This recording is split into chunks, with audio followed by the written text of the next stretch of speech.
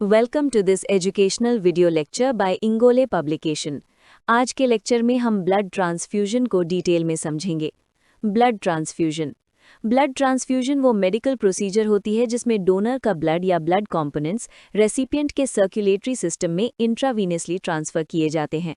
इसका main M होता है ऑक्सीजन कैरिंग कैपेसिटी रिस्टोर करना, ब्लड वॉल्यूम मेंटेन करना और लाइफ थ्रेटनिंग कंडीशंस को मैनेज करना।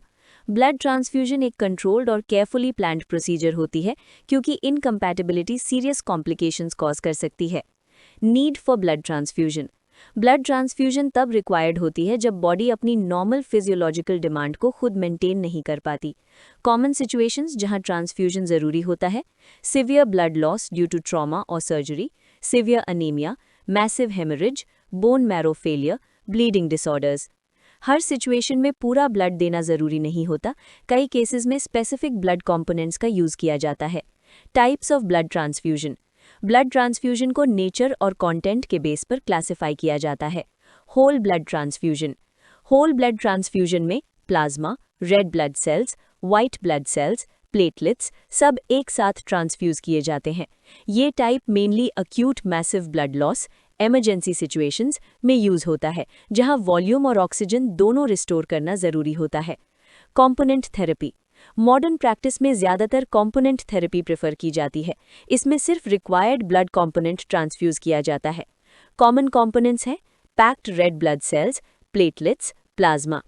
इस अप्रोच से टारगेटेड ट्रीटमेंट होता है, अननेसेसरी वॉल्यूम ओवरलोड अवॉइड होता है, ट्रांसफ्यूजन रिएक्शंस का रिस्क कम होता है। पैक्ड रेड ब्लड सेल्स का use severe anaemia, chronic blood loss में होता है। ये ऑक्सीजन कैरिंग कैपेसिटी को डायरेक्टली इंप्रूव करते हैं बिना एक्सेस प्लाज्मा दिए। Platelet transfusion platelet deficiency, bleeding tendencies में की जाती है। इसका मेन एम होता है ब्लीडिंग को कंट्रोल करना और क्लॉट फॉर्मेशन सपोर्ट करना। Plasma transfusion clotting factor deficiency, liver disorders, massive bleeding में यूज होता है। प्लाज्मा क्लॉटिंग मैकेनिज्म को रिस्टोर करने में मदद करता है। Blood transfusion procedure basic understanding. Blood transfusion से पहले डोनर और रेसिपिएंट की ब्लड ग्रुपिंग की जाती है, एबीओ और आरएच कंपैटिबिलिटी कंफर्म की जाती है, क्रॉस मैचिंग परफॉर्म किया जाता है। ये स्टेप्स इम्यून रिएक्शंस को प्रिवेंट करने के लिए मैंडेटरी होते हैं। ट्रांसफ्यूजन रिएक्शंस अगर ट्रांसफ्यूजन इम्प्रॉपर हो तो एंटीजन एंटीबॉडी रिएक्शन डेवलप हो सकता है, रेड ब्लड सेल्स डिस्ट्रॉय हो सकती हैं, सीवियर सिस्टेमिक इफेक्ट्स हो सकते हैं। कॉमन रिएक्शंस हैं fever, chills, allergic response, haemolytic reaction. इसलिए ट्रांसफ्यूजन के दौरान पेशेंट मॉनिटरिंग बहुत ज़रूरी होती है। सिग्निफिकेंस ऑफ ब्लड ट्रांसफ्यूजन की इंपॉर्टेंस सिर्फ इमरजेंसी तक लिमिटेड नहीं होती। इसके बेनिफिट्स हैं life saving intervention, oxygen delivery restore होती है, हीमोस्टेसिस मेंटेन होता है, क्रॉनिक डिजीजेस का मैनेजमेंट पॉसिबल होता है।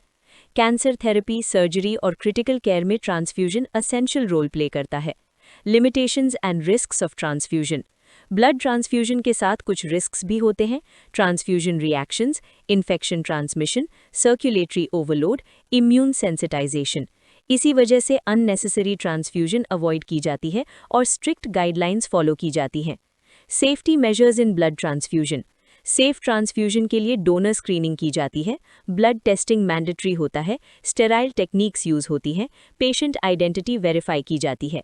ये मेजर्स ट्रांसफ्यूजन को सेफ और इफेक्टिव बनाते हैं। प्रोफेशनल इंपॉर्टेंस ब्लड ट्रांसफ्यूजन की अंडरस्टैंडिंग से इमरजेंसी मैनेजमेंट इफेक्टिव होता है, ट्रांसफ्यूजन रिलेटेड कॉम्प्लिकेशंस प्रिवेंट की जा सकती हैं, rational use of blood components possible होता है। मेडिकल और फार्मेसी प्रैक्टिस में ब्लड ट्रांसफ्यूजन का नॉलेज पेशेंट सेफ्टी के लिए असेंशियल होता है। That completes today's topic. अगर ये वीडियो लेक्चर आपको हेल्पफुल लगा हो तो लाइक करें और अपने फ्रेंड्स के साथ शेयर करें। और अगर आप किसी अदर सब्जेक्ट या स्पेसिफिक टॉपिक पर लेक्चर चाहते हैं तो कमेंट सेक्शन में हमें ज़रूर बताएं। Thank you for watching this educational video lecture by Ingole Publication.